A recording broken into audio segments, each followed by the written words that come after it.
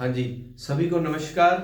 अपने एनसीईआरटी की जो क्लास स्टार्ट कर रखी थी, पहली क्लास में हमने ये जान लिया था, हमने सिक्स्थ स्टैंडर्ड की क्लास से शुरू किया था। एनसीईआरटी जो इतिहास की बुक है हमारे अतीत, वहां से अपन ने स्टार्ट किया था, जिसमें उसके जो चैप्टर हैं, 4-5 चैप्टर अपन ने क्लियर कर लिए थे। जिसमें क्लियर क्या हुआ था, सिंधु घाटी इंडस वैली सिविलाइजेशन के बारे में, वैदिक काल के बारे में और महाजनपद काल के बारे में। सिक्स्थ स्टैंडर्ड की बुक में जितना डाटा था उसके तमाम जो अपने प्रश्न बनते थे वस्तुनिष्ठ, वो अपन ने निकाल लिए थे। नेक्स्ट जो क्लास है अपनी आज की, उसमें देखो पाठ का नाम तो क्या है, जो अध्याय है, लेसन का नाम क्या है, नए प्रश्न पर विचार। लेकिन हमारे लिए ये क्या है, इतिहास में अगर हिस्ट्री में हम पढ़ते हैं तो जैन और बौद्ध धर्म के बारे में पढ़ते हैं, वो धर्म के बारे में ये नए प्रश्न पर विचार,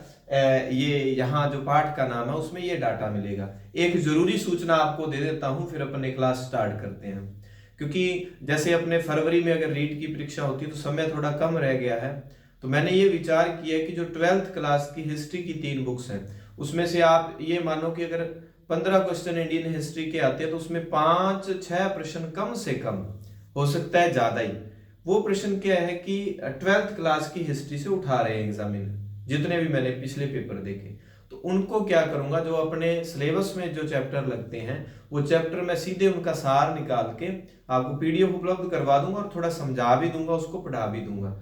इधर से अपन ने क्या है, छठी के बाद 7वीं की, तो इन बुक्स का क्या है, वस्तुनिष्ठ शुरू कर देंगे। फिर भी अगर आपका कोई सुझाव हो, आप अगर ये कहें कि सर वस्तुनिष्ठ नहीं, हमें लाइन टू लाइन जो सारांश है उसके बारे में, तो एक एक चीज को, तो मैं आपका जैसा भी जो आप सुझाव देंगे उसके अनुसार अपने इसको कर लेंगे। पर जो मैंने सारांश निकाला है वस्तुनिष्ठ रूप में, उसके अलावा फिर आपको बुक को देखने की ज्यादा जरूरत नहीं पड़ेगी। और अगर आपको ये लगे कि मैं थोड़ा एक्सप्लेनेशन ज्यादा किया करूं, मुझे ये लगता है स्टूडेंट्स ये ना कह दें कि सर बस जल्दी जल्दी में हमें फटाफट प्रश्न करवा दिया करो, क्लास लंबी हो जाती है।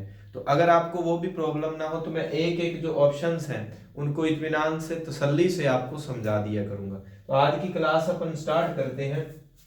देखिए मैंने आपको थोड़ा सा इतना समझाया था, तो अपने पूर्व में हमने इंडस वैली सिविलाइजेशन, सिंधु घाटी सभ्यता के बारे में जाना था, जो कि 1500 ईसा पूर्व के आसपास खत्म होती है। फिर हमने ये देखा था वैदिक सभ्यता, जो कि वैदिक सभ्यता कब खत्म, एंडिंग क्या है, 600 ईसा पूर्व वैदिक सभ्यता की एंडिंग है। फिर हमने देखा था कि उसके बाद क्या आ जाते हैं, उसके बाद महाजनपद काल शुरू हो जाता है। देखिए भारतीय इतिहास को समझने के लिए, चाहे आप कोई लिखित के लिए रिटन एग्जाम दे रहे हो, कोई भी एग्जाम दे रहे हो, आपको लिखने पड़े प्रश्न, तो थोड़ा सा इतिहास में समझ कि पहले शहरी सभ्यता, सिंधु घाटी सभ्यता, शहरी का पतन होता है, फिर ग्रामीण सभ्यता आती है, वैदिक सभ्यता, जो वैदिक सिविलाइजेशन जो है वो वैदिक सभ्यता।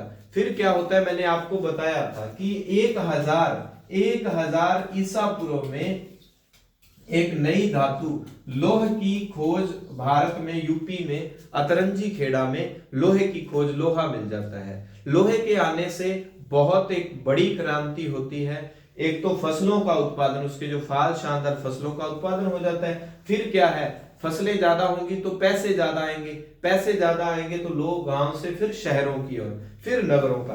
तो ये 600 ईसा पूर्व के बाद का जो समय था, 600 ईसा पूर्व के बाद का समय, जिसको हम छठी शताब्दी ईसा पूर्व कहते हैं, इस पर रिटन एग्जाम हो, कैसा भी बड़े प्रश्न बनते हैं, छठी शताब्दी ईसा पूर्व के, तो वो नगरीय क्रांति है। उस समय सिंधु घाटी सभ्यता के बाद दोबारा ऐसा देखने को मिला कि नगरों का बहुत विकास हो रहा है। लोहे की खोज 1000 ईसा पूर्व में आ गई थी, तो लोहे का विकास इस समय देखने को मिलता है, खोज नहीं मिलती इस समय। और इसी समय एक बड़ी बात क्या चली, महाजनपद काल, जब महाजनपदों का, नगरों का विकास हो रहा था, तो महाजनपदों में 16 महाजनपद थे, फेमस, जिसमें सबसे प्रसिद्ध महाजनपद था मगध। तो इन्हीं महाजनपदों में जहां शासन व्यवस्था चल रही थी, एक तरफ राजाओं महाराजाओं का राज युद्ध ये चल रहे थे, दूसरी तरफ धार्मिक क्रांति, धर्म के क्षेत्र में 63 नए धर्मों का उदय होता है। उसमें दो प्रसिद्ध धर्म हमारे सामने निकल के आते हैं। एक धर्म है जैन, दूसरा धर्म है बौद्ध। महावीर स्वामी, महात्मा बुद्ध, ये दोनों के दोनों क्षत्रिय वर्ग के थे। मतलब हम ये कह सकते हैं, कोई ऐसे नहीं कि कोई गरीबी में बाबा जी बन गया उपदेश, मतलब बड़े बड़े घराने के लोग थे, क्षत्रिय थे। जैसे महावीर स्वामी हैं तो ये लिच्छवी कुल के थे। लिच्छवी हमने देखा था पिछली क्लास में, हमने पढ़ लिया उस क्लास में कि लिच्छवी जो है वज्जी में रहने वाले लोग थे।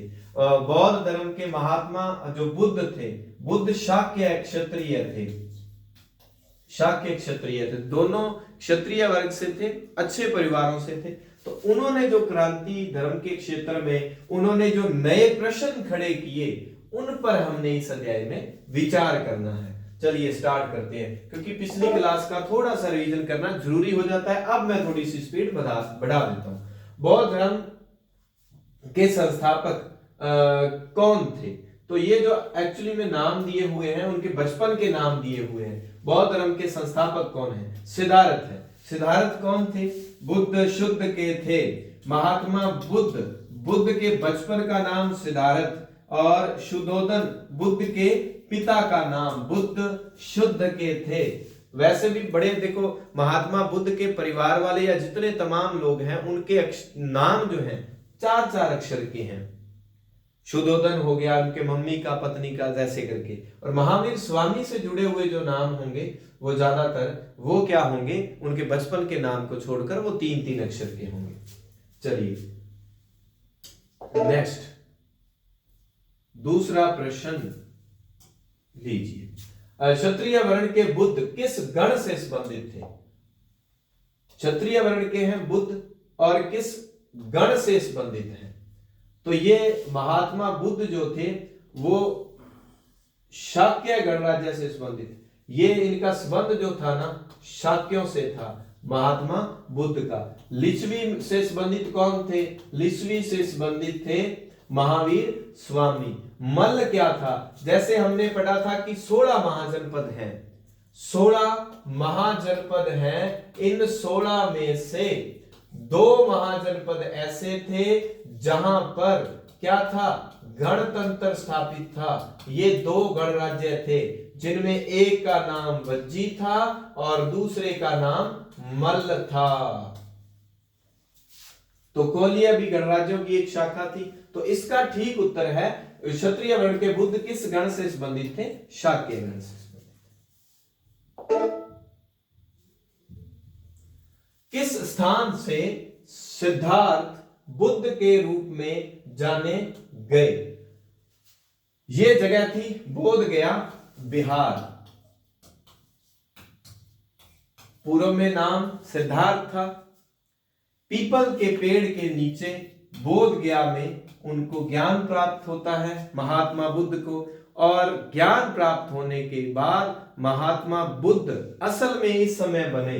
पहले नाम क्या था? पहले नाम सिद्धार्थ था। अब ये बात आ जाती है सारनाथ। सारनाथ में महात्मा बुद्ध ने अपना पहला उपदेश दिया था। महात्मा बुद्ध ने अपना पहला उपदेश सारनाथ में दिया। कुशीनारा में महात्मा बुद्ध की मृत्यु हुई थी। कुशीनारा में महात्मा बुद्ध की मृत्यु होती है। तो इसका ठीक उत्तर बोध गया। बोध गया में क्यों? क्योंकि बोध गया में इनको ज्ञान प्राप्ति हुई थी।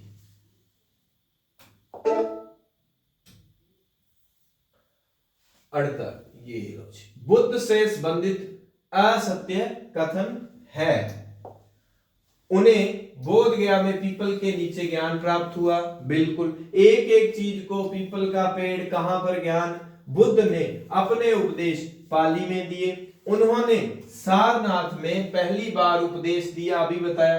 बुद्ध की मृत्यु कुशीनारा में हुई।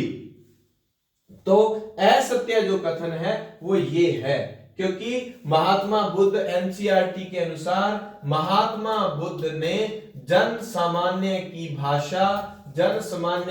भाषा कौन सी थी?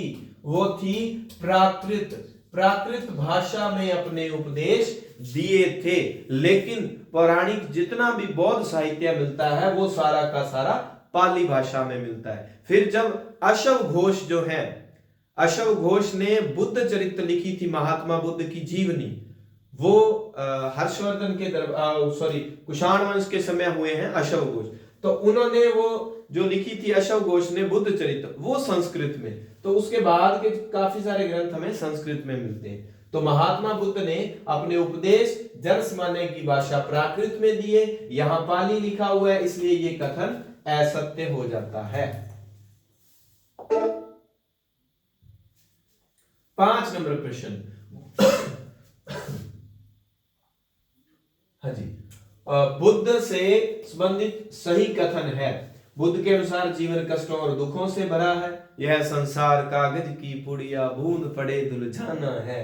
तो कष्ट और दुख किसके जीवन में नहीं है? सबके जीवन में है। कोई शो कर देता है, कोई नहीं करता। बुद्ध ने अधिक वस्तुओं को पाने की इच्छा को तृष्णा कहा है, तृष्णा कभी खत्म नहीं होती। आत्म संयम अपना कर लालसा से मुक्ति पाई जा सकती है। दुख तो जितने तैयारी करने वाले हैं उनके जीवन में दुख ही दुख है, कष्ट ही कष्ट है, लेकिन उन सभी दुखों को, कष्टों को सहते हुए आप निरंतरता बनाते हुए, जो भी आपकी वैकेंसी आई है, जिसको भी आप लगे हुए हैं, 1 साल के लिए अपने को अपने रूम में बंद कर लीजिए। आप इस दुनिया से अपना नाता तोड़ लीजिए, शानदार तैयारी करिए, और वो जो आपका मौन होगा 1 साल का, उसके बाद वो एक ब्लास्ट के रूप में लोगों के सामने आएगा, और वो ब्लास्ट होगा आपकी सफलता, आपकी वो जॉब जिसके लिए आप काम कर रहे हैं। चलिए, इसका उत्तर है उपरोक्त सभी। उपनिषदों के बारे में सही कथन है। तो ये एक प्रश्न वैदिक साहित्य का भी आ गया। उपनिषद का शाब्दिक अर्थ है गुरु के समीप बैठना, बिल्कुल। और जितना भी वैदिक साहित्य है उसके बारे में ये कहा जाता है कि ये जो शिष्यों ने गुरु से, ऋषि मुनियों से आगे सुनकर ट्रांसलेट किया है। वैदिक जितना भी ये वेदों के बारे में हम पढ़ते हैं, इनको लिपिबद्ध जाके गुप्त काल में किया गया है। उससे पहले तो ये श्रुतियां थी, सुना गया एक से बाद में उनके शिष्यों ने तो ये संजो कर रखा था, आगे से आकर सुना के गुप्त काल में जाकर वेदों को लिपिबद्ध किया गया था। तो उपनिषदों का अर्थ है गुरु के समीप बैठना, गुरु के समीप बैठकर ज्ञान प्राप्त किया था। जो उपनिषदों में वार्तालाप शैली में गुरु शिष्यों के बीच की बातचीत का, एक दूसरे से तर्क वितर्क, वार्तालाप चल रहा है। उपनिषदों में आत्मा तथा ब्रह्मा संबंधी विचारों का संकलन है, उपरोक्त सभी। तो इसका ठीक उत्तर है, ये सारी बातें सही है। षड दर्शन पद्धतियों के संस्थापकों के संबंध में कौन सा युगम असुमेलित है? षड दर्शन पद्धतियों के बारे में कौन सा युगम असुमेलित है? अब देखते हैं। वैशेषिक, कणाद, सांख्य, गौतम, पूर्व मीमांसा, जैमिनी, वेदांत, उत्तर मीमांसा, व्यास। तो इसका ये गलत है। मैंने इनको याद रखने का तरीका भी जब मैंने पेपर सॉल्यूशन करवाए हैं इतिहास वाले प्रश्नों के, उसमें बताया हुआ था। देखो 6 दर्शन है, वैशेषिक, कणाद, कैसे खत्म कैसे शुरू, पूर्व मीमांसा जैमिनी का, और ये उत्तर मीमांसा मैंने वहां याद करवाए थे, उस क्लास को आप देख सकते हैं, दोबारा से उस पर बात नहीं करेंगे। सांख्य किसका है? जो गलत है उस पर बात कर लेते हैं। सांख्य है कपिल का, कपिल मुनि का सांख्य दर्शन। तो गौतम का कौन सा है? गौतम का है न्याय दर्शन। अब बचा कौन सा? एक और दर्शन बच गया, योग। तो योग किसका था? पतंजलि का। योग किसका है? पतंजलि का योग है। तो ये 6 के 6 दर्शन है। अब यहां लिखा हुआ है भारतीय संस्कृति सभ्यता से जुड़े हुए जो 6 दर्शन है, उस पर अंग्रेजों ने खूब काम किया, क्योंकि हमारा इतिहास जो है अंग्रेजों ने उसको संजोकर हमें दिया था। जैसे हम बात कर लें, हमें पता ही नहीं कि देवता 33 करोड़ हैं या 33 प्रकार के हैं। तो कहते हैं कि वेदों में जो जितनी पुरानी बातें लिखी हुई है वहां पर 33 कोटि शब्द लिखा हुआ था। जब मैक्स मूलर जैसे, ये देखो, ये अंग्रेज लोग थे, इन्होंने संस्कृत किसी से सीखी नहीं, इन्होंने अपने तरह से 33 कोटि का अर्थ करोड़ कर दिया, तो 33,000 देवी देवता या 33 करोड़ देवी देवता बना दिए इन्होंने। तो ये मैक्स मुलर का अगर थोड़ा सा आता है, अपनी बुक में मेंशन किया हुआ है कि मैक्स मुलर जो हैं उन्होंने दर्शन की 6 शाखाओं के विकास के बारे में बताया है कि कैसे किसमें क्या कुछ दिया हुआ है और उनका विकास कैसे हुआ। तो हमारा जो एस मेलित था वो था सांख्य, क्योंकि वो गौतम का नहीं कपिल का है। नेक्स्ट प्रश्न संख्या 8, शौनक अभिप्रतारिण ऋषि तथा बुद्धिमान भिखारी संवाद का उल्लेख किस ग्रंथ में मिलता है?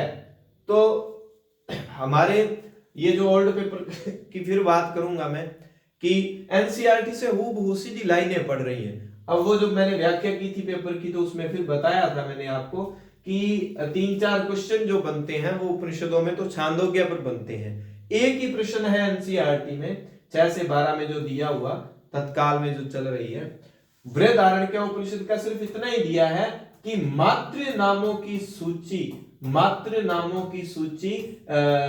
जो है वो किस उपनिषद में मिलती है, तब वहां बृहदारण्यक उपनिषद आता है। बाकी जितने भी कुछ डाटा दिया है, शौनक और अभिप्रात्रिण जो ऋषि हैं इनके बारे में मैंने बताया था कि एक भिखारी उनके पास आते हैं तो भिक्षम देहि, भिक्षा मांगते हैं, शौनक उनको मना कर देते हैं। फिर वो कहते हैं कि आप किसको मानते हो, भिखारी पूछता है, शौनक कहते हैं हम आत्मा को मानते हैं, आत्मा ब्रह्म की बात करते हैं।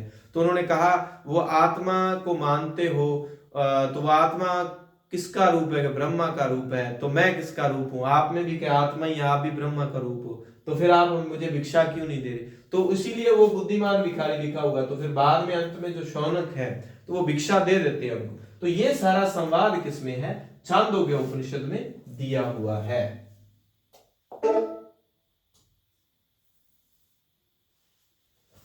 कौन सी विदुषी महिला राज दरबारों में होने वाले वाद विवाद में भाग लेती थी या उनका हिस्सा होती थी? तो ये गार्गी है।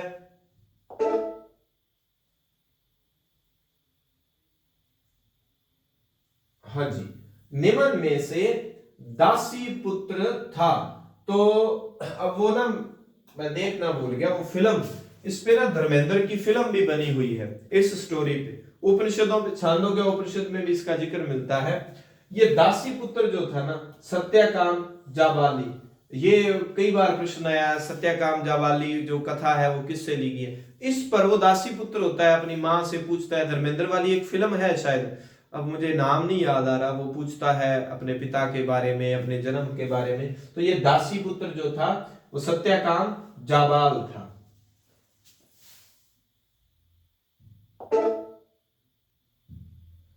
मैं ना आपको थोड़ी बहुत स्टोरियां इसलिए नहीं सुनाता ताकि कुछ सीरियस बच्चे होते हैं वो कहेंगे सर हमारा तो जी समय खराब हो रहा है, आप हमें जल्दी जल्दी करवा दिया करो, नहीं तो ये फिल्मों की और इतिहास की कहानियां तो वेदों की, उपनिषदों की मैं स्टोरियां आपको सुना के बढ़िया आपका मूड फ्रेश कर सकता हूं। तो आप बता देना जब आपको लगे कि कोई बात नहीं सर, थोड़ी बहुत हमें सुना दिया करो, तो सुना दिया करेंगे। पाणिनिकृत व्याकरण के संबंध में सही है। पाणिनि ने एक व्याकरण लिखी है, उसके बारे में 6ठी क्लास की बुक में कुछ डाटा दिया गया है, तो हम देखते हैं। इसकी रचना संस्कृत में बिल्कुल सही है। पाणिनि ने स्वर व्यंजनों को एक विशेष क्रम में रखकर उसके आधार पर सूत्रों की स्थापना की।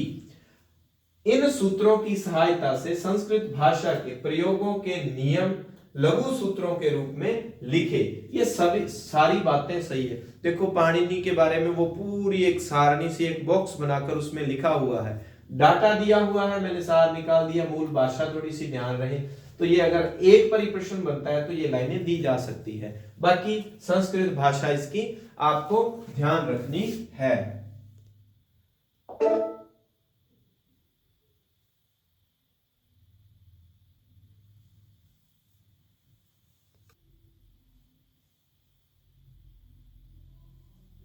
हाँ जी, तो अपने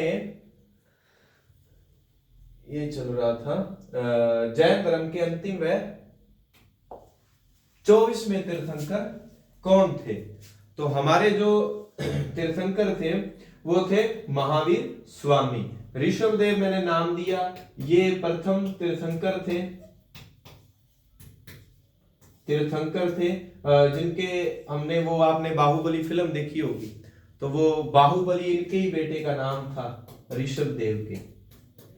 बाहुबली याद आ गया मुझे, ठीक है, बाहुबली इनके बेटे का नाम था।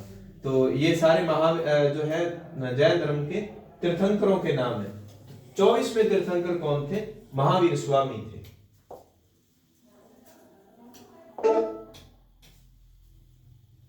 हाँ जी, महावीर स्वामी के बचपन का नाम क्या था? ये अभी अभी हमने जाना था कि महात्मा बुद्ध के बचपन का नाम सिद्धार्थ था, तो महावीर स्वामी के बचपन का नाम वर्धमान। इसका ठीक उत्तर है बी। नरेंद्र किन के बचपन का नाम था? स्वामी विवेकानंद। विवेकानंद के बचपन का नाम था नरेंद्र। शुद्धोधन बुद्ध के पिता थे। हाँ जी, महावीर स्वामी किस वंश से संबंधित थे? ये प्रश्न भी अभी अभी मैंने जिक्र किया था, वो प्रश्न आ गया।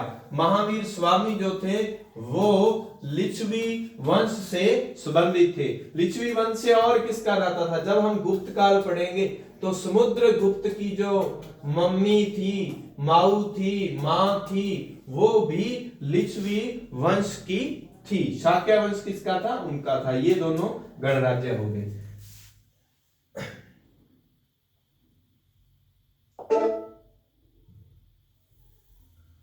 महावीर स्वामी ने अपनी शिक्षा का प्रसार किस भाषा में किया? तो महावीर स्वामी के प्रचार की भाषा कौन सी थी? प्राकृत। कौन सी भाषा? प्राकृत।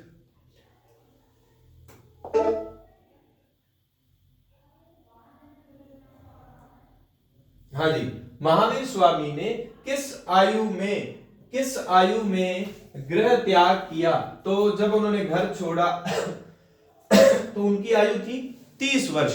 फिर उन्होंने 12 वर्ष कठोर तपस्या की, उनके बाद उनको ज्ञान प्राप्त हुआ था। तो उस ज्ञान प्राप्त को जैन धर्म में क्या कहा जाता है?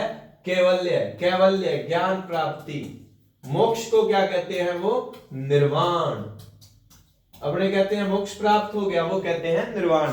कैवल्य का अर्थ है ज्ञान प्राप्त। 30 वर्ष में उन्होंने घर छोड़ा था। और जैन धर्म में देखो ये चीजें जितनी थी ना, प्रतीकों के रूप में दिखाई गई है। महावीर स्वामी के घर छोड़ने का प्रतीक क्या था? घोड़ा था। घर छोड़ा, लेकर घोड़ा, तो उनके घर छोड़ने का प्रतीक क्या था? घोड़ा था। कठोर तपस्या के बाद ज्ञान प्राप्त हुआ, कितने वर्ष? 12 वर्ष, अभी मैंने बताया था। सभी जीव जीना चाहते हैं, सभी के लिए जीवन प्रिय है, कथन किसका है? देखो जो भी पंक्तियां दी हुई है एनसीईआरटी की, मैं एक एक चीज मेंशन करूंगा, क्योंकि एनसीईआरटी से कोई भी बात पूछी जा सकती है। कोई भी का मतलब जो हमारे सिलेबस में है। तो ये बात किन्होंने कही थी? महावीर स्वामी ने ये बात कही थी।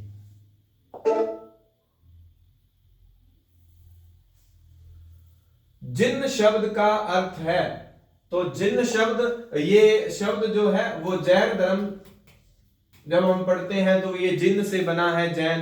तो जिन का अर्थ क्या होता है? विजेता। नेक्स्ट प्रश्न देवी और सज्जनों आपकी स्क्रीन पर ये रहा। वर्तमान में उपलब्ध महावीर स्वामी व उनके अनुयायियों की शिक्षाएं लगभग 1500 वर्ष पूर्व किस स्थान पर लिखी गई? भाई 1500 वर्ष पूर्व, आज 2000 हो गए, 2000 में से 1500 माइनस करें तो लगभग 5वीं 6वीं शताब्दी में लिखी गई थी। लिखी कहां गई थी? वल्लभी में। वल्लभी जगह कहां पड़ती है? गुजरात में। तो जैन धर्म की जो शिक्षाएं हैं वो लिखी गई है कहां पर? वल्लभी, गुजरात में। इस बात का ध्यान रखना। लीजिए, निम्न में से जैन धर्म से संबंधित सही कथन है। जैन धर्म से संबंधित सही कथन है। मुख्यतः व्यापारियों ने जैन धर्म का समर्थन किया। बिल्कुल सही बात है। किसानों के लिए जैन धर्म के नियमों का पालन करना कठिन था। ये भी सही। तो ए व बी दोनों सत्य हैं। क्यों सत्य हैं? देखो, ये व्यापारियों वाला तो हमने सुन रखा होता है कि व्यापारियों ने समर्थन किया। अब क्योंकि जैन धर्म आपने देखा होगा कि बिल्कुल अहिंसा की पद्धति, वो जब वो चलते हैं तो भी वो झाड़ू से साफ करते हुए कि कोई चींटी पैर के नीचे, कोई भी कीड़ा मकोड़ा पैर के नीचे ना आ जाए। तो किसानों के लिए वो नियम का पालन करना कठिन था। खेती बाड़ी से जुड़े हुए लोग हैं तो कीट वगैरह तो ये जो भी हैं तो वो तो मरेंगे ही, जाने अनजाने, है ना। तो किसानों के लिए जैन धर्म के नियमों का पालन करना थोड़ा सा कठिन कार्य था। जितने जो स्टूडेंट्स हैं जो क्लास में बाद में जुड़े हैं कि शुरू की जो बातें निकल गई हैं उन्होंने नहीं सुनी, तो उनके लिए एक बार और बता देता हूं। एक तो क्लास को शेयर कर दिया करो, इसकी पीडीएफ जो है वो आपको संतवीर सर टेलीग्राम पे मिल जाएगी, ठीक है। और दूसरी बात, जो मैं एक आपका सुझाव मांग रहा हूं, मैं ये सोच रहा हूं कि 6 से 10 तक वस्तुनिष्ठ निकाल के मैं आपको करवाता रहूं और एक साइड अपने एक विस्तृत क्लास शुरू कर लेते हैं 12th क्लास की बुक से। 12th क्लास जैसे एनसीईआरटी हिस्ट्री की बात करें 3 किताबें लगती हैं, तो जो जैसे सिंधु घाटी सभ्यता उसका पहला अध्याय वहां से शुरू कर लेते हैं। उसमें जितना मैंने सार निकाल रखा है वो मैं आपको पढ़ा दूंगा। अगर आपको ठीक लगे और अगर आप ये कहो कि नहीं सर हमें वस्तुनिष्ठ ही करा दो, तो वस्तुनिष्ठ करवा देंगे। निःशुल्क आपके लिए सब कुछ, पीडीएफ भी निःशुल्क मिलेगी, क्लास भी निःशुल्क। बस आपने अपना कीमती समय देना है, मेरे पे भरोसा रखना। हिस्ट्री का प्रश्न जो है आपका गलत नहीं होने दूंगा। स्त्री संघ में स्त्री पुरुषों के रहने की अलग अलग व्यवस्था थी, इसका उल्लेख इस पिटक में किया गया है। देखिए, इससे पहले 2 क्लासों में इनको मैं अच्छे से बता चुका हूं, फिर बता देता हूं। विनय पिटक, बौद्ध धर्म के नियम, विनय नियम विनय पिटक में। अभिधम, धम दर धम, द से धम, द से दर्शन, भाई है तो वो ध, लेकिन अपने द से दम, द से दर्शन। और सुत, स से सुत और स से शिक्षा। बौद्ध धर्म की शिक्षाएं किसमें है? सुत पिटक में। फिर हमने पढ़ा था सुत पिटक के आगे 5 भाग हैं और उनकी अलग अलग स्पेशलिटी है। वो आप पूर्व की क्लास देख लेना, उनको एक एक को डिस्क्राइब किया हुआ है, अच्छे से समझाया हुआ है। चलिए, प्रश्न संख्या 23, कार्ले की गुफा कहां स्थित है? कार्ले की गुफा महाराष्ट्र में। एक साइड बुक में कॉर्नर पे वो कार्ले की गुफा के बारे में बता के ये कहा गया कि ये गुफा महाराष्ट्र में। तो बस इतना ही कहूंगा। हाँ जी, 24, विहार के संबंध में सही कथन है। देखिए, पहले तो विहार समझ लो, विहार है क्या। बौद्ध धर्म और जैन धर्म से जुड़ी हुई बातें हैं। एक होता है चैत्य और एक होता है विहार, ठीक है। चैत्य क्या है? ये पूजा स्थल होते हैं। चैत्य क्या है? पूजा स्थल होते हैं। और विहार क्या होते हैं? जहां पर भिक्षु रहते हैं, भिक्षुओं के रहने की जगह विहार, और जहां पूजा पाठ पूजा तो वो चैत्य। अब कंफ्यूजन हो तो आप ध्यान रखना, विहार रहने की जगह, विहार रहने की जगह, तो विहार रहने की जगह। अब आते हैं प्रश्न पर। विहार के संबंध में सही कथन है, ये भिक्षु भिक्षुणियों के शरण स्थल थे, बिल्कुल रहने की जगह। आरंभिक विहार लकड़ी के बनाए गए तथा बाद में इनके निर्माण में ईंटों का प्रयोग हुआ। पश्चिमी भारत में विशेषकर कुछ विहार पहाड़ियों को काटकर बनाए गए। उपरोक्त सभी कथन सत्य हैं, बिल्कुल। अब देखो, आरंभिक विहार लकड़ी के देखेंगे, जब आप मौर्य साम्राज्य के बारे में पढ़ेंगे तो हम पाटलिपुत्र के बारे में पढ़ते हैं, मैक्सनीज का विवरण पढ़ते हैं, तो वहां दिया जाता है कि 570 बुर्ज, 64 द्वार थे, ये था, लकड़ी का एक राज प्रासाद मिला है, राजा का एक महल मिला है। तो पहले पहले लकड़ी के भी महल, लकड़ी की गुफाएं, लकड़ी के बारे में, ये देखो विहार लकड़ी के, रहने की जगह लकड़ी की, ये बनते थे। धीरे धीरे लकड़ी और पत्थर का एक समय चलता रहा, फिर बाद में ईंटें शुरू की गई हैं। ऐसे ही जब आप किसी स्तूप के बारे में पढ़ेंगे तो वो बात जो है ईंटों वाली बात सबसे लास्ट में पढ़ते हैं हम। तो इसका ये ठीक उत्तर है। अब यहां पर ना एक जो है नोट लगा के मैंने मेंशन किया हुआ है, क्या बात है कि लीजिए, प्राय किसी धनी व्यापारी, राजा या भूस्वामी द्वारा दान में दी गई भूमि पर विहार का निर्माण होता था। ये विहार कौन बनाता था? या तो धनी व्यापारी, राजा, या कोई भूस्वामी जो है वो, उनके द्वारा जो भूमि दान दी गई वहां पर बनाए जाते थे। 25 आसान प्रश्न है, जो बिल्कुल फ्रेशर है उनके लिए हो सकता है, बाकी तो प्रश्न जो है पेपर में भी ध्यान रखना, आसान भी होते हैं, टफ प्रश्न भी होते हैं, ठीक है। तो वो मिला जुला सा, तो सभी तरह के प्रश्न जो बुक में दे दिए मैंने तो सारे उनको इंक्लूड कर दिया। ये लो, लीजिए। आश्रम की संख्या कितनी है बताइए? 6। और दर्शन कितने हैं? 6। आश्रम की संख्या कितनी है? 4। दर्शन कितने हैं? 6। वेद कितने हैं? 4। चलिए, अब इसमें बताया गया आश्रम का तात्पर्य जीवन के एक चरण से है। 4 आश्रम, ब्रह्मचर्य आश्रम, गृहस्थ आश्रम, वानप्रस्थ आश्रम और संन्यास आश्रम। जीवन का एक चरण, आश्रम क्या है? जीवन का एक चरण है। तो 25-25 वर्ष में 100 वर्ष की आयु को मानते हुए पहले वो 25 वर्ष ब्रह्मचर्य में रहता है, फिर 25 के बाद वो गृहस्थ जीवन में आ जाता है, विवाह शादी हो जाती है, दूल्हे का सेहरा सुहाना लगता है, वानप्रस्थ आश्रम, फिर जंगल की ओर, फिर अंत में संन्यास, मोक्ष की ओर। लीजिए, ये जो पाठ है इसका नाम है अशोक, एक अनोखा सम्राट जिसने युद्ध की नीति का त्याग किया। तो अशोक से मेरे याद आ गई बात, मेरे एक दोस्त था तो उनका इंटरव्यू में उनसे प्रश्न पूछ लिया, तो हमने बाद में उस पर पहले भी विचार किया था, बाद में भी हमने अच्छे से किया था। हमने ये तय किया था, अब मेरा जैसे इंटरव्यू होगा तो मैं भी सोच रहा हूं कि मेरे से पूछा जाए फेवरेट राजा कौन है, तो मैं भी कह दूंगा कि मेरा तो भाई अशोक है। अब अशोक के बारे में बताने के लिए बातें बहुत हैं, क्योंकि ये पहला ऐसा राजा था अपने समय का जिसने युद्ध का ऑप्शन ढूंढा कि युद्ध को छोड़ के हमने किसका रास्ता अपनाना है? धम्म का।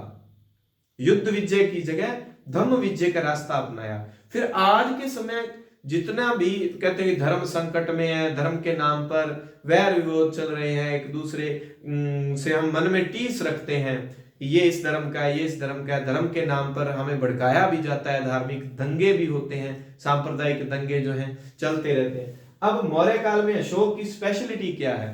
देखो, उसने एक नया धर्म बनाया, कई धर्मों का सार। उसने अपनी प्रजा में पत्थरों पे लिखवा के बातें लिखवा के रखवा दी कि किसी भी पशु की बलि नहीं देना, सभी धर्मों का आदर करना है, ठीक है, बड़ों का आदर करना है, बुजुर्गों का आदर करना है। ये सारी बातें अगर हम सभी धर्मों का आदर करते हैं कि आपका धर्म भी अच्छा है, हमारा भी अच्छा है, तो झगड़े होंगे ही नहीं। तो ये बात तो हमें भी पता है कि जितने भी तरह के झगड़े आज तक, बड़ी बड़ी जो लड़ाइयां हुई है, एक आध अपवाद को छोड़कर अगर हम बात करते हैं, तो सभी झगड़ों का, खून खराबे का कारण क्या है? उसके पीछे कहीं ना कहीं सांप्रदायिक कारण होते हैं। धर्म के नाम पर लोगों को भड़काया जाता है।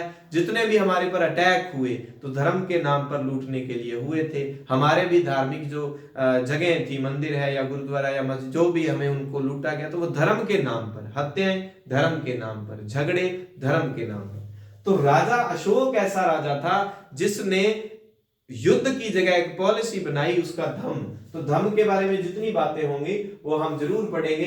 चलिए, महान सम्राट अशोक मौर्य को शुरू करते हैं। मौर्य साम्राज्य के बारे में, अशोक के मौर्य साम्राज्य के बारे में सत्य कथन है। रुपयों पैसों पर जो शेर के चित्र, शेर का चित्र होता है एक, उन्हें सांची के स्तंभ से लिया गया है। अशोक ने स्तंभों पत्थरों पर अभिलेख उत्कीर्ण करवाए। अशोक ने जिस साम्राज्य पर शासन किया उसकी स्थापना 2300 वर्ष पहले उसके पापा चंद्रगुप्त मौर्य ने की। हमने क्या ढूंढना है? गौर से पढ़ो इस प्रश्न को, आप ना एक थोड़ा सा समय लो। इसी तरह जब हम पेपर हॉल में बैठे होते हैं ना, जल्दबाजी बड़ी करते हैं। मैं स्पीड में पढ़ रहा हूं क्योंकि बच्चों का ही कहना है सर बस जल्दी जल्दी करवा दिया करो। इत्मीनान से प्रश्न को पढ़ो। पहले तो यह जान लिया करो कि प्रश्न क्या कह रहा है। मौर्य साम्राज्य के बारे में सत्य कथन। रुपयों पैसों पर शेर के चित्र मिले हैं, बिल्कुल मिलते हैं रुपयों पर। अच्छा, वो सांची के स्तंभ से लिए हैं क्या? बिल्कुल नहीं। कहां से लिए हैं? सारनाथ का स्तंभ जो है वहां पर जो शेर के जो बने हुए हैं, 4 शेर जो है वो एक दूसरे के पीठ सटाए खड़े हैं, तो वो जो है सारनाथ के स्तंभ से लिया गया है। तो मतलब पहली बात गलत। अशोक ने स्तंभों पत्थरों पर अभिलेख उत्कीर्ण करवाए, ये बात बिल्कुल सही। अब देखते हैं, हो सकता है प्रश्न में मिस्टेक हो, रिट भी लग जाती है ना।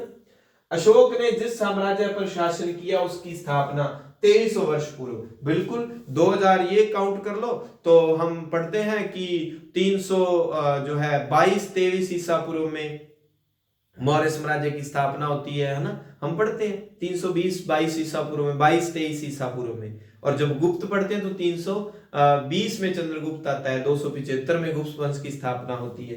वो चलो अलग बात है, जब आगे पढ़ेंगे उसमें करवा देंगे।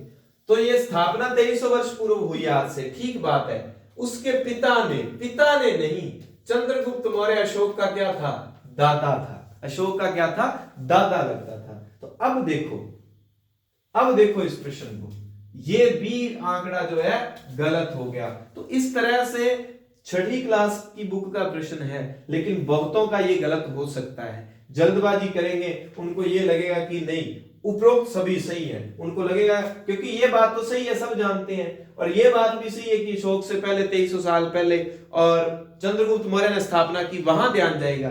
ये नहीं जाएगा कि चंद्रगुप्त मौर्य के बारे में लिखा है उसके पिता नहीं, दादा ने की थी। पिता कौन था इसका, अशोक का पिता कौन था, वो था बिंदुसार। चलिए ये बात होगी। नेक्स्ट प्रश्न, अर्थशास्त्र की रचना किसने की। अर्थशास्त्र की रचना कौटिल्य ने की, हाँ। चाणक्य ने की, बिल्कुल हाँ। ए और बी दोनों, कौटिल्य, चाणक्य, एक और नाम विष्णुगुप्त, ये एक ही व्यक्ति के नाम है। हाँ जी, नेक्स्ट प्रश्न, चंद्रगुप्त मौर्य के बाद राजा कौन बना। अब ये भी मैंने बताया, देखो मैंने जो कलाकारी की है, बड़ा पहला ऑप्शन इसीलिए बिंबिसार डाला है क्योंकि बच्चे जो है, नए बच्चे जो पहली बार पेपर में या दूसरी बार बैठ रहे हैं, प्रश्न पढ़ा चंद्रगुप्त मौर्य के बाद राजा कौन बना, तो वो पढ़ा होता है कि पहले चंद्रगुप्त मौर्य है, फिर बिंदुसार है, फिर अशोक मौर्य है, फिर उसके बाद लास्ट में हम देखते हैं 184-85 ईसा पूर्व में वृहदत्त की हत्या करके पुष्यमित्र शुंग ने शुंग वंश की स्थापना कर दी। वहां तक हम पढ़ते हैं। तो जैसे ही पढ़ा राजा कौन बना, ये बै से शुरू होता है, सार है बिंबिसार। ये नहीं ध्यान गया कि बाद में बिंदुसार भी नाम लिखा हुआ है, बिंदुसार। बिंबिसार अलग है। जब हम बात पढ़ते हैं कि मगध के उत्कर्ष, मगध के शक्तिशाली होने के पीछे जैन और बौद्ध ग्रंथों ने क्या बताया, तब हम पढ़ते हैं उनके शासकों की नीतियां। तब शासकों के नाम आते हैं, तो पहला ही नाम आता है बिंबिसार, फिर आता है अजात शत्रु, फिर आता है महापद्म नंद। ये नाम आते हैं। उनकी नीतियों के कारण मगध पावरफुल बना था। वैसे मगध के शक्तिशाली होने के कारण अलग अलग थे, वो हमने पढ़े हैं। तो बिंबिसार जो है ये मगध का राजा हुआ है, काफी पावरफुल। और मैं जो पेपर हम दे के आए थे असिस्टेंट प्रोफेसर का, उसमें आया था कि किस जो बिंबिसार के राज्य में कितने गांव थे, तो वो प्रश्न आता है 84,000 गांव है। बिंबिसार। अब ये मैंने बिंबिसार इसलिए लिखा है कि आपको कंफ्यूजन ना हो। बिंबिसार 84,000। अब बिंबिसार जो है मगध का राजा है। चंद्रगुप्त मौर्य के बाद राजा कौन बनता है, वो बनता है बिंदुसार। बिंदुसार के बाद कौन बनेगा, अशोक बनेगा। क्योंकि इसके कहते हैं जब पैदा हुआ ना, तो इसके माथे पर बड़ा सारा बिंदु सा बना हुआ था, तो नाम रख दिया बिंदुसार। तो चंद्रगुप्त मौर्य, फिर बिंदुसार, बिंदुसार के बाद अशोक।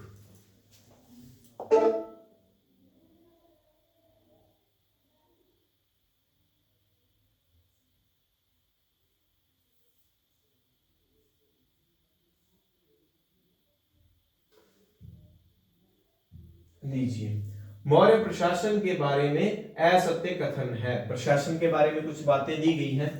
पाटलिपुत्र और उसके आसपास के इलाके पर सम्राट का सीधा नियंत्रण था। राजधानी जो होती है, मगध की पहली राजधानी राजगृह थी, और बाद में पाटलिपुत्र।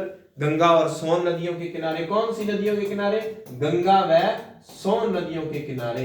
पाटलिपुत्र के बारे में बिल्कुल, राजधानी के आसपास सम्राट का सीधा नियंत्रण होता है। कर इकट्ठा करने के लिए राजा अधिकारियों की नियुक्ति करता था, बिल्कुल करता था। कई अधिकारियों को वेतन दिया जाता था, बिल्कुल दिया जाता था। प्रांतीय राजधानियों में राजा स्वयं राज्यपाल के रूप में कार्य करता था। प्रश्न क्या पूछा, असत्य कौन सा है? तो प्रांतीय राजधानियों में राजा स्वयं राज्यपाल के रूप में कार्य करता था, ये गलत है। राजकुमार जो थे प्रांतीय राजधानियों, तो मौर्य काल में हम कितनी प्रांतीय राजधानी, राजकुमारी नहीं राजकुमार। तो प्रांतीय राजधानियों में कौन होते थे? 5 मौर्य काल में हम प्रांतों का जिक्र पढ़ते हैं मौर्य के जो है मौर्य काल में, तो उन पर शासन किसका होता था? उन पर राजकुमारों का होता था। ठीक है। बाकी अब देखो, मान लो आपको प्रश्न देकर उसने पूछ लिया निम्नलिखित के बारे में असत्य कथन नहीं है, असत्य नहीं है। अब पहले तो इसको समझो, असत्य नहीं है क्या मतलब है, क्या पूछ रहा है? असत्य नहीं है तो मतलब क्या पूछ रहा है कि सत्य कौन सा है? एक तो सीधा ही दे दे निम्नलिखित में से सत्य कथन है, या वो लिखे असत्य नहीं है। तो इन शब्दों को थोड़ा सा समझा करो।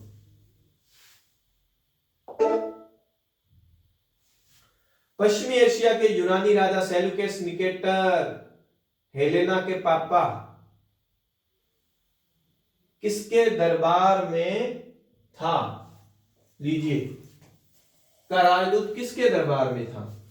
हमने अच्छे से पढ़ लिया था कि भारत पर आक्रमण करने के लिए कौन सिकंदर आया था।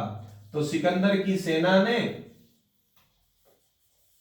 रावी नदी से आगे बढ़ने से मना कर दिया था। इधर से व्यास नदी के बारे में, रावी के बारे में, सिंधु के बारे में पिछली क्लास में है, पता नहीं कौन सी नदी है ना, वो आप देख लेना, क्योंकि मैं फिर दूसरी क्लास में दुलाव कर देता हूं। आपने पिछली वीडियो देखी नहीं, भाई वीडियो देखोगे नहीं, अच्छे अच्छे कमेंट नहीं करोगे तो मेरा हौसला कैसे बढ़ेगा, है ना। तो आपके कमेंट जो है वो ही मेरी जो है असली खुराक, मेरे को असली जो मोटिवेशन है वो आपके कमेंट से मिलेगा। अच्छी लगे तो आप जरूर एक बार लिख दिया करें और शेयर कर दिया करें और सब्सक्राइब करके रख लें, क्लासें तो निरंतर आएंगी। तो ये सेल्यूकस निकेटर किसके दरबार में था? ये जी था, कहां गया? चंद्रगुप्त मौर्य। ये दोनों गुप्त वंश के राजा हैं, चंद्रगुप्त प्रथम और चंद्रगुप्त द्वितीय, जिसको विक्रमादित्य कहते हैं। हर्षवर्धन के समय हवेन सांग आया था। हर्षवर्धन के समय चीनी यात्री हवेन सांग आया था। चंद्रगुप्त द्वितीय के समय चीनी यात्री फाह्यान आया था, फाह्यान आया था। अब आता है मैग्स्थनीज। मैग्स्थनीज ने कौन सी बुक लिखी है? इंडिका लिखी है। तो ये राजदूत कौन था? मैग्स्थनीज था। कहते हैं कि जब सिकंदर की मृत्यु हो जाती है तो भारत से इस वाला जो इलाका है, भारत का उत्तर पश्चिम वाला इलाका सिकंदर का जो उसके अधीन था, वहां पर वो उसके सेनापति सेल्यूकस निकेटर का कहते हैं कि शासन शुरू हो जाता है। और सेल्यूकस निकेटर जो है 305 के आसपास कहते हैं कि चंद्रगुप्त मौर्य पर आक्रमण करता है। चंद्रगुप्त मौर्य सेल्यूकस निकेटर को हरा देता है और सेल्यूकस निकेटर बाद में खुश हो जाता है कि बड़ा वीर जो राजा है, चलो संधि कर लेते हैं चंद्रगुप्त मौर्य से।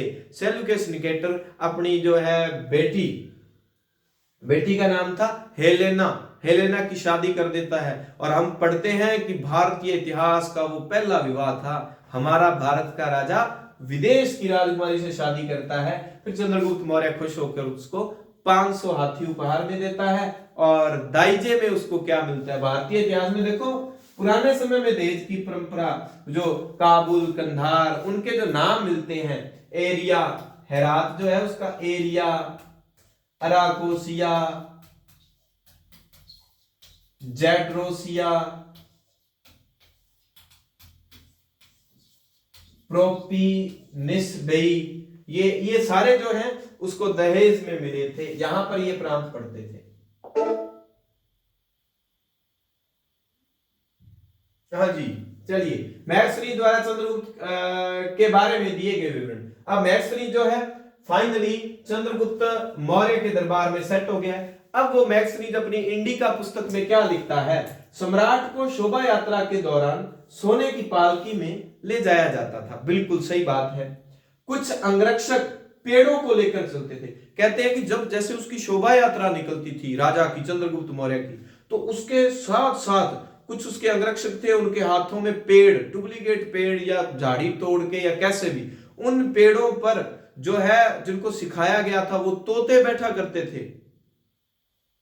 जिसको सिखाया होता है ना, पढ़े लिखे तो थे, अपने जैसे अनपढ़ नहीं। राजा सामान्यतः हथियारबंद पुरुषों से घिरे रहते थे। डर के कारण राजा लगातार 2 रात एक ही कमरे में नहीं सोते थे। बिल्कुल, मैक्सनीज का कहना है चंद्रगुप्त मौर्य को बड़ा डर था। कोई भी उसके लिए भोजन आता तो वह अपने किसी ना किसी दास को कहता, पहले इसको चख, इसको खा, फिर वो लेता था, सीधा नहीं खाता था। और 2 रात से ज्यादा अपने किसी भी शयन कक्ष में, अपने कमरे में 2 रात से ज्यादा नहीं सोता था। तो ये बात भी सत्य है, ये बात है सत्य है, क्योंकि राजा सामान्यतः हथियारबंद पुरुषों से नहीं, हथियारबंद महिलाओं से। दलजीत का गाना याद आ गया, सी तंबू लाउंदा चोटी ते बॉडी गार्ड सी रखदा कुड़ियां, है ना।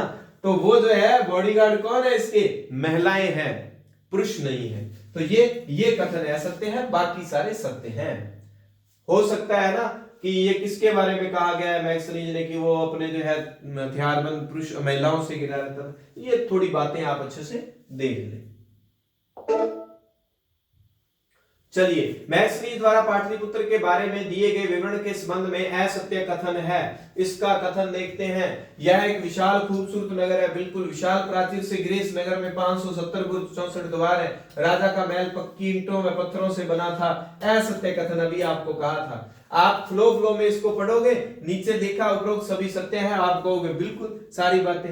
राजा का महल सीधा लिखा हुआ है, राजा का महल जो है कास्ट से पत्थरों का भी यूज हुआ है, कास्ट, पक्की ईंटों का बहुत बाद की बात है। तो राजा का महल मैक्सनीज ने जो विवरण दिया वो लकड़ी का बताया है। तो जो सी नंबर ऑप्शन है ये असत्य है, ये 2 लाइनें तो सत्य हैं। नेक्स्ट प्रश्न, अशोक के बारे में असत्य है। वह पहले ऐसे शासक जिन्होंने अभिलेखों के माध्यम से जनता तक संदेश पहुंचाए, बिल्कुल। अशोक के ज्यादातर अभिलेख प्राकृत भाषा ब्राह्मी लिपि, बिल्कुल। राजा बनने के 8वें वर्ष उसने कलिंग विजय की, देखते हैं। धम्म संस्कृत शब्द धर्म का प्राकृत रूप है, देखते हैं। ये तो सही है। धम्म जो शब्द है संस्कृत शब्द धर्म का प्राकृत रूप है, मतलब धम्म जो है वो किस भाषा का शब्द है, ये बात होगी, प्राकृत भाषा का है। जो संस्कृत में धर्म शब्द है, प्राकृत भाषा में उसके लिए धम्म शब्द यूज आया है। तो जब हम ग्रेजुएशन करते हैं तो धम्म पर बड़ी टिप्पणी आती है। 11th 12th जब हम 10th 12th वहां भी आती है। तो आप पीसीएस को एग्जाम दे रहे हैं, वहां भी धम्म जो है काफी इंपॉर्टेंट रहता है। दूसरे स्तंभ लेख में वो लिखता है, दूसरे स्तंभ लेख में कियेचु धम्मे, धम्म क्या है। तो फिर आगे जो है एक स्तंभ लेख में जो है वो उसका उत्तर देता है, अशोक खुद उत्तर देता है कि धम्म क्या है, धम्म की परिभाषा देता है। तो ये जो है ये सारी बातें सत्य है, लेकिन ये जो बात है ये असत्य है। भाई एनसीईआरटी के अनुसार नोट कर लेना, आपको गाइडों में बहुत सारी किताबों में लिखा मिलेगा कि राजा बनने के 8वें वर्ष अशोक ने कलिंग पर आक्रमण किया। कलिंग हाथियों के लिए प्रसिद्ध था, लेकिन एनसीईआरटी में लिखा है राजा बनने के 8 वर्ष बाद। 8 वर्ष बाद का मतलब क्या हो गया, 9वें वर्ष। क्या हो गया, 9वें वर्ष। हालांकि इस पर विवाद है, बहुत सारी किताबों में 8 वर्ष 8वें वर्ष भी लिखा है, लेकिन हम एनसीईआरटी को फॉलो करेंगे। भाई राजा बनने के 8वें वर्ष उसने कलिंग पर विजय की है। 8वें वर्ष, 8 वर्ष, 8वें वर्ष नहीं, 8 वर्ष बाद उसने कलिंग पर विजय की। ये 8वें नहीं है, 8 वर्ष बाद है, क्योंकि 8वें वर्ष का मतलब हो गया 7 वर्ष बाद 8वें में, और 8 वर्ष बाद का मतलब हो गया 9वें वर्ष में। 8 वर्ष बाद शब्द को रट लेना, उसने कलिंग पर विजय की। और उसका पहला और आखिरी युद्ध ही था, ये मान लो। उसके बाद अशोक ने युद्ध करने के बाद वो लाखों लोग उसमें घायल होते हैं, 1 लाख लोग कुछ उसमें मारे जाते हैं। फिर उसको बड़ा पश्चाताप होता है कि युद्ध में तो देखो कितने लोग मर जाते हैं बिना काम ही। तो वो फिर कहता है कि धम्म विजय, युद्ध विजय से अच्छी जो है भेरी घोष से अच्छा है धम्म घोष। तो युद्ध से अच्छा है धम्म, प्राकृत भाषा का शब्द है, धर्म कोई कहा है। तो फिर वो धार्मिक रास्ता, कभी युद्ध न करने की कसम खाता है। कैलिंग नहीं है, यह कलिंग स्थित है। कहां पर, उड़ीसा में। लीजिए, अशोक ने धम्म की शिक्षा हेतु किन अधिकारियों की नियुक्ति की। तो अशोक ने देखो जब धम्म चलाया, धर्म चलाया, तो उसके लिए फिर अधिकारी भी बना रखने पड़ेंगे, तो अधिकारी थे धम्म महामात्र।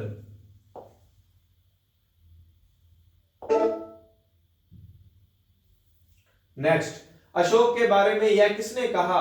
उनके धर्मादेश आज भी हमसे एक ऐसी भाषा में बात करते हैं जिन्हें हम समझ सकते हैं। ये कथन अशोक के विलेखों के बारे में, धर्मादेशों के बारे में जवाहरलाल नेहरू हमारे जो प्रधानमंत्री थे पहले, उन्होंने लिखे थे। चलिए, शकों को अंतिम रूप से पराजित किसने किया, इस पर थोड़ी सी बात कर लेता हूं। शकों को अंतिम रूप से पराजित किन्होंने किया? गुप्तों ने किया था। और वो राजा कौन था? वो राजा था चंद्रगुप्त द्वितीय, प्रभावती गुप्ता के पापा। अब देखो, जिस समय मगध में, जिस समय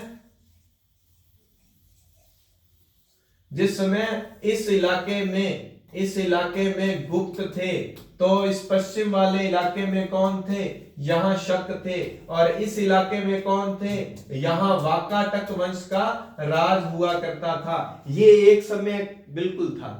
और गुप्तों में जब चंद्रगुप्त द्वितीय आएगा तो वो शकों को अंतिम रूप से पराजित कर देगा।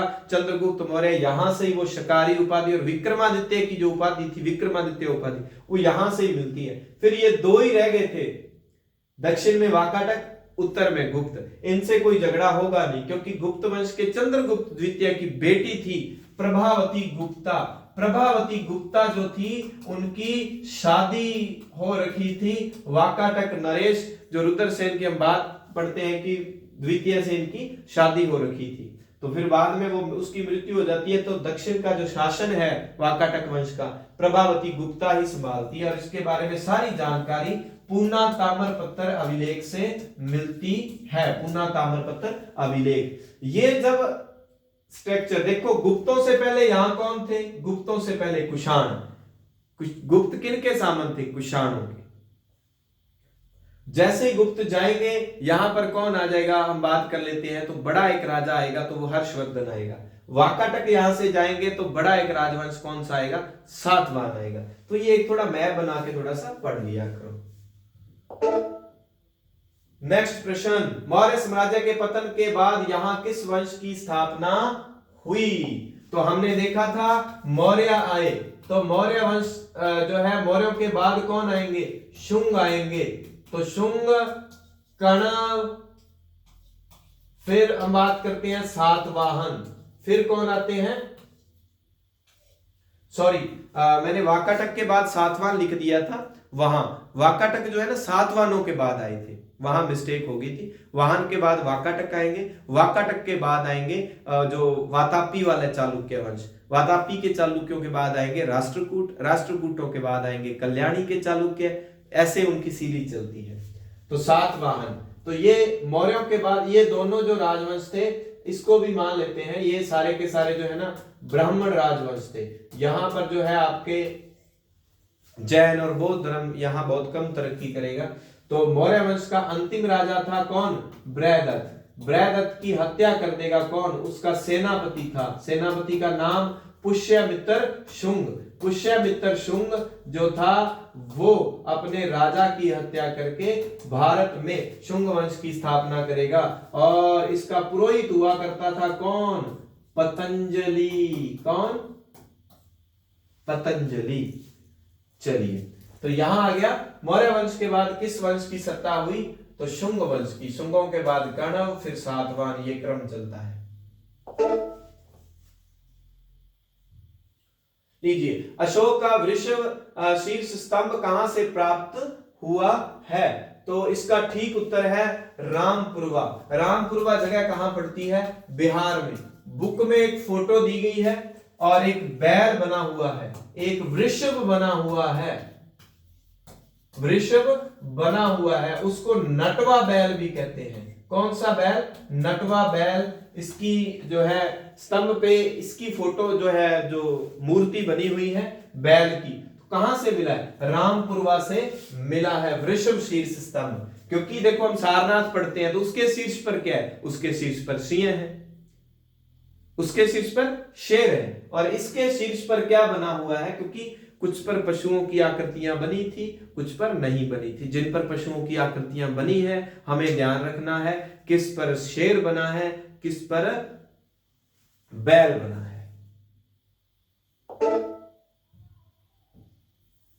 चलिए, निम्नलिखित में से कौन सा धम्म के सिद्धांतों में शामिल है? अपने बसों नहीं, लो जी बस चला दी, उसमें बस थी नहीं। अपने दासों और नौकरों के साथ, गुरलाल सर ने थोड़ा सा जल्दबाजी में किया होगा, अपने दासों और नौकरों के साथ अच्छा व्यवहार करना, दूसरे धर्मों का आदर करना, ब्राह्मण व श्रमणों को दान देना, उपरोक्त सभी। तो ये धम्म के सिद्धांत थे सारे के साथ। अशोक कहता ना, अगर आपका नौकर भी है तो उसके साथ प्यार से बात करो, अच्छे से रहो, भाई है तो इंसान ही, सबके साथ अच्छे से रहो। कौन सी लिपि को आधुनिक भारत की अधिकांश लिपियों की जननी माना जाता है? तो अशोक के ज्यादातर अधिकांश अभिलेख किस लिपि में है? अशोक के अभिलेख हैं जी ब्राह्मी लिपि में। निम्नलिखित में से कौन सा कथन सत्य है? अशोक ने जन कल्याण हेतु सड़क निर्माण, कुएं खुदवाए, देखो कितना शानदार काम कर रहा है, विश्राम गृह बनाए। अशोक ने मनुष्य व जानवरों की चिकित्सा हेतु चिकित्सालय बनवाए। अशोक का रामपुरवा स्तंभ वर्तमान में राष्ट्रपति भवन में है। उपरोक्त सभी सत्य है। तो मैंने अभी कहा था जिस पर नटवा बैल बना हुआ है वो अशोक का स्तंभ ले कहां से मिला है? रामपुरवा बिहार से। लेकिन प्रश्न आ जाए वर्तमान में कहां है? वर्तमान में वो वहां से स्तंभ उठा दिया गया है और राष्ट्रपति भवन दिल्ली में ये है। इसकी सारी बातें सत्य है।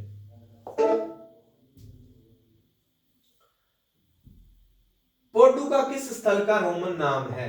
तो ये जो जगह है अरिकामेडू, दक्षिण में जगह पड़ती है जहां से रोमन साम्राज्य के साथ व्यापार के साक्ष्य मिलते हैं। तो पिछली बार रीट भर्ती में भी ये प्रश्न आया था अरिकामेडू के बारे में। तो पोर्टू का किस स्थल का नाम है? ये अरिकामेडू का है। ये जो पुहार दिया गया है, कावेरी पट्टनम दिया गया है, दोनों एक ही नाम है। पूर्व में, दक्षिण के पूर्वी हिस्से में चोलों के बंदरगाह हुआ करते थे। लीजिए, हाँ जी, अशोक के धम्म के संबंध में सत्य कथन है। अशोक के अनुसार बलपूर्वक विजय से धम्म विजय श्रेष्ठ है। बिल्कुल। धम्म के प्रचार हेतु अशोक ने सीरिया, मिस्र, ग्रीस, श्रीलंका में अपने राजदूत भेजे। धम्म में देवताओं की पूजा व कर्मकांड को महत्व नहीं दिया जाता। नोट कर लेना बात, देवताओं की पूजा कर्मकांड को कोई महत्व नहीं दिया जाता। उपरोक्त सभी कथन सत्य हैं। आज की क्लास अपने यहां पर खत्म होती है। तो छठी क्लास की एनसीईआरटी की बुक की एक और वीडियो बनेगी। 3 वीडियो में पूरी बुक कंप्लीट हो जाएगी। वीडियो देखने के बाद ये काम कर लेना, अपने स्टेटस में स्थान दे देना और कमेंट करके जरूर बताना क्लास कैसी लगी। और टेलीग्राम समतवीर सर पर आपको इसकी जो है पीडीएफ मिल जाएगी। धन्यवाद। जय हिंद, जय भारत।